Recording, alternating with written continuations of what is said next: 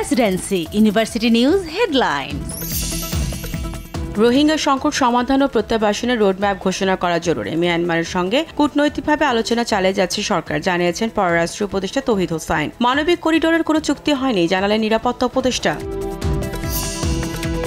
মঙ্গলবার সকাল 10:30টায় ঢাকায় নামবেন খালেদা জিয়াকে বহনকারী বিশেষ বিমান। সাথে আসছেন তার 2 পুত্রবধূ। লন্ডন থেকে বিএনপি চেয়ারপারসনের ব্যক্তিগত চিকিৎসক অধ্যাপক AZM জাহিদ হোসেন টেলিফোনে এসব কথা জানান।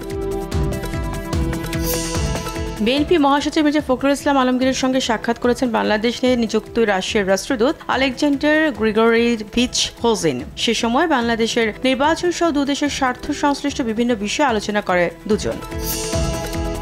বিএনপির ভারপ্রাপ্ত চেয়ারম্যান তারেক রহমান সহ 21 আগস্ট গ্রেনেড হামলা মামলায় সব আসামির খালাসের বিরুদ্ধে রাষ্ট্রপক্ষের করা আবেদনের শুনানি মঙ্গলবার। বিচারপতি জুবায়ের রহমান চৌধুরীর নেতৃত্বে 3 সদস্যের বেঞ্চ এই আদেশ দেন।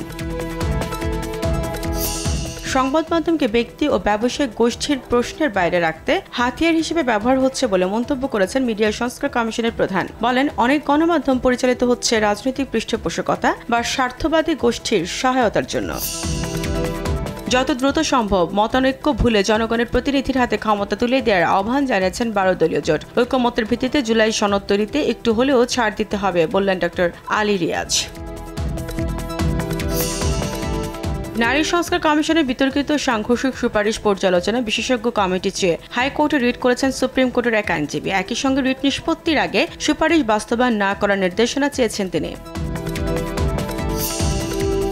রাজধানীর আফতাবনগরে গবাদি পশুর হাট বসানোর ইজারা বিজ্ঞপ্তি স্থগিত করেছে হাইকোর্ট। তাই ঈদে সেখানে পশুর হাট বসছে না। গত 24 এপ্রিল এক আইনজীবীর রিটের পরিপ্রেক্ষিতে আজ এই আদেশ দেয় আদালত।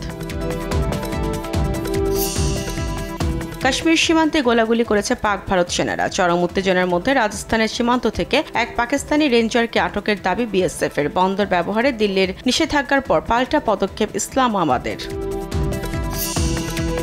2026 সালে টি-20 বিশ্বকাপ পর্যন্ত লিটন দাসকে টি-20 দলের অধিনায়ক হিসেবে মনোনীত করেছে বিসিবি। 2 সিরিজকে সামনে রেখে 16 সদস্যের দল ঘোষণা। দলে নেই তাসকিন, মিরাজ ও নাসুম।